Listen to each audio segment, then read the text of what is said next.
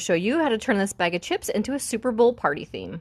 All you need is a paper lunch sack and a Sharpie, and if you want to get real fancy, some twine and a pair of scissors. Okay, so you're going to fold this down and make a crease, and then another crease, and another crease, just like that. And then open it up, and you're going to fold all along on this first crease until it's all the way turned inside. All right, then run your fingers along there so that seam is nice and creased. And then you're just going to fold this next section down just like you did the first one.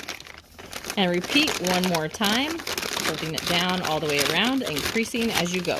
Now you're going to draw your football laces on here.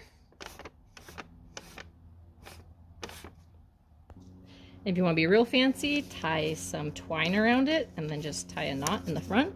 And then you're just going to add your chips for transport, and then once you get to the party, you're going to open this up and then fold it all the way down.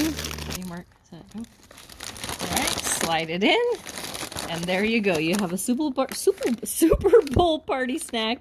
Easy as that.